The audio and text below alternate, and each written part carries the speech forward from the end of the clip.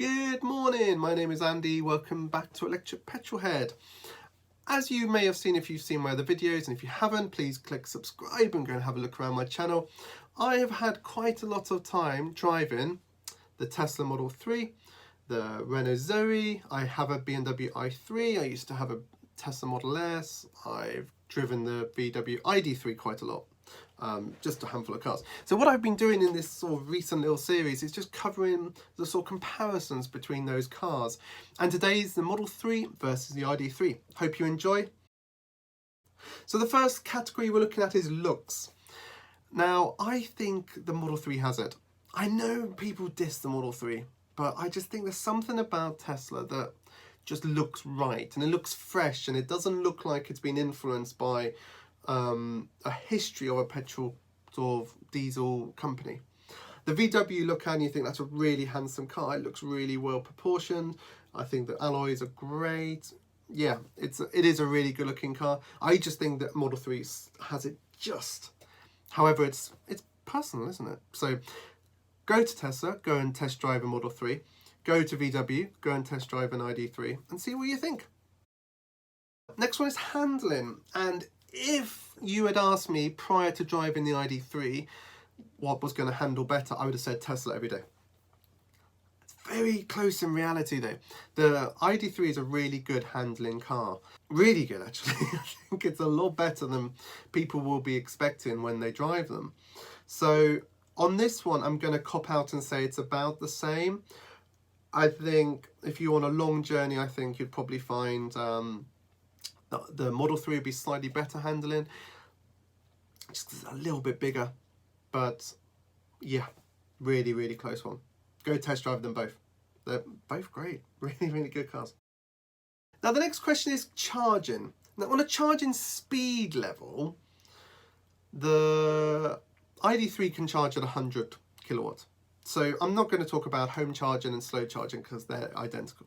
But from a rapid charging, you can get 100 kilowatts out of the ID3 with the right charger. But then Tesla has a supercharger network. And the advantage of that is that there's a potential there for over double that. And there's people in America getting 1,000 miles per hour of added range at certain parts of the charging curve.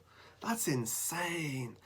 So yeah, the Tesla has the charging aspect purely because one, it has access to the supercharger network, and two, it's faster. So I think we're going to find that 100 becomes the bare minimum you need on a rapid charger, and I think 200 plus is going to become the norm, because then you're really charging these cars quickly and there's no inconvenience, and you can get more cars using the same charger, which is another huge benefit for the infrastructure. So yeah, charging Tesla all the way, but ID3 not bad. Next one is tech, and again Tesla have it here. It's beautiful how well Teslas work as an ecosystem. Now, I'm not talking about individual little bits here. And if you're happy to use Spotify built into a Tesla, then you're fine. If you really insist on having sort of Apple Play and Android Play, or whatever the Android version is, then the ID3 has that. But the way that Tesla integrates everything is just so good. And the way I always demonstrate that is just chuck into the sat-nav Barcelona and see what happens.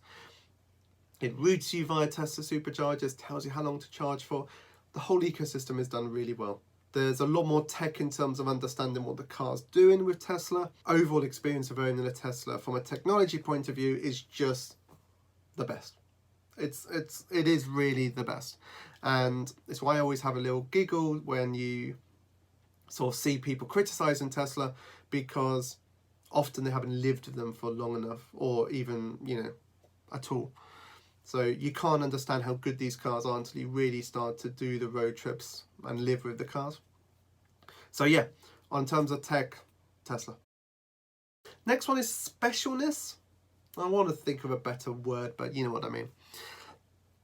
The ID3 surprised me here because I was expecting a Golf. And by a Golf, I've always thought of it as being the sensible choice. It just works, it does the job. you're not going to call your best mate up and wax lyricals about it.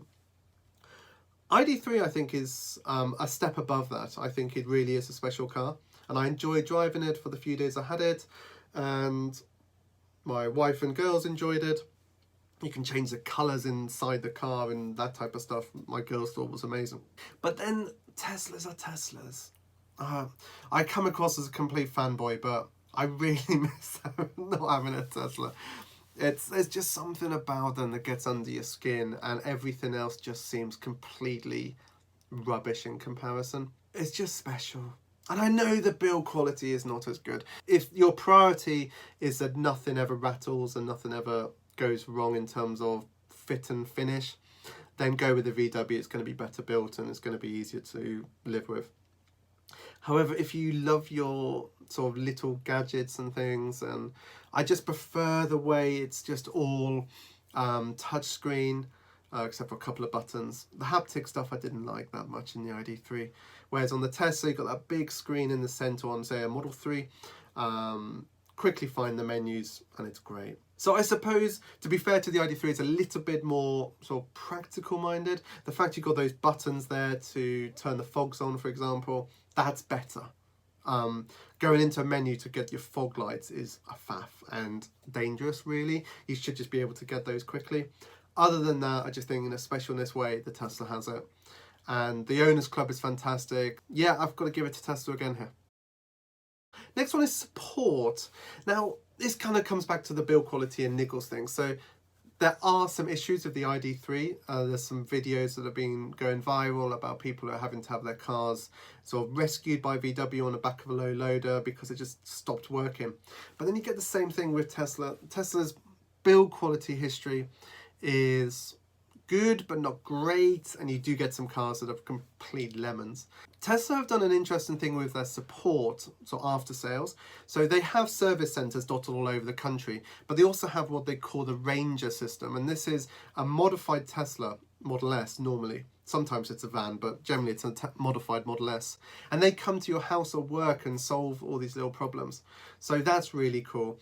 I had a Model S for 2 years, and the support was fantastic, but there was always a list on my phone of niggles. Whereas I think the VW, once they sort out these initial teething problems, I think they're going to be the solid car. And I think because VW probably have a garage or, you know, something in pretty much every town in the country, you're going to have a lot of support there. So on that basis, I think VW have it, but Tesla do a very cool sort of setup, so it's very close as well. So last one is build quality, and I've kind of already talked about this in a little way, but yeah, VW's got to be. The car just felt better built. But then you'd expect that, because VW put, what, billions, I think it is, into the ID platform. You know, they are really well-engineered cars. Tesla, it's a little bit like when you buy a Ferrari, you buy the engine and get the car for free. With Tesla, you get the technology, you get the motor, and you get the battery. And then you get the rest of the car for free. I personally still think the Model 3 is a fantastic car. I do recommend them, and I haven't heard of many people having to return them. The odd YouTuber does, but yeah, on the whole, I think the Model 3 is a great car, but the ID3 is better built. You can't argue it any other way, really. But then that's what you get when you buy a German car. My i3 is just really, really well made. Let's look into the future though, once the Berlin Gigafactory is built, and that might be different. I think you might find that the Berlin built Teslas are the same quality as the German built cars. I've heard of them getting quite a lot of employees from the big German brands to work at the Gigafactory. I think it's going to be really cool for Tesla going forward. So in summary, you may have noticed I've not talked about money. So that is because I sort of shot myself in the foot last time, where I compared a VW ID3 lease with a Tesla Model 3 lease, and it looked like the Tesla was double the price. And then I had emails from people saying, where did you get that? I can't match it. The problem with leasing is there's so many variables about the cars, and the Model 3 is probably the most in-demand car at the moment. Tesla literally can't build enough of them. So, I'm not going to talk about money, but let's be honest, I think you would have to pay extra for the Tesla. So does that make it worthwhile? I think so. I do love Teslas. I loved Model S, and we are at some point going to buy a Model 3. We don't need 2 cars at the moment. That's why we've just got the i3. If we were buying a second car, probably would be the Tesla. There's just something about the ecosystem that you buy into when you buy a Tesla that none of the other brands seem to realize. Yes, Ionity and is probably the closest competitor to the supercharger network, and I like what they're doing for like Porsche owners and all the other brands who are bought into the Ionity sort of ecosystem. But that's like a charger and a separate car brand. With Tesla, everything's together. You've got destination chargers, you've got superchargers, you've got power walls, you've got the way everything just works together is just beautiful, and it's worth the extra money. If you are 100% about build quality, then go with the ID3 or maybe an i3. If you don't like Tesla, then obviously while you're watching this video, you've made up your mind already. Fundamentally, I just think the Model 3 has a lot going for it. You will have to make up your decision.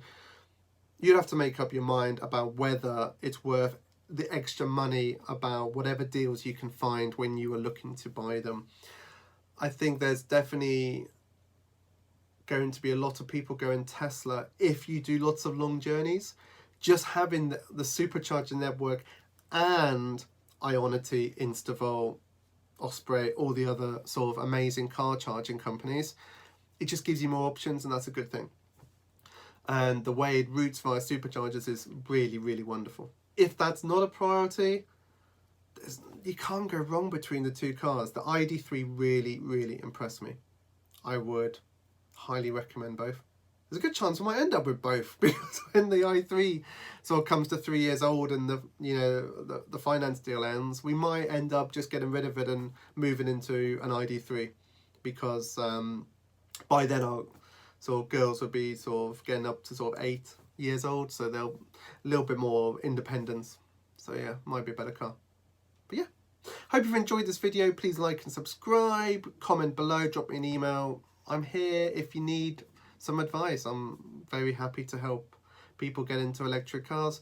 And thank you for watching. See you soon. Bye.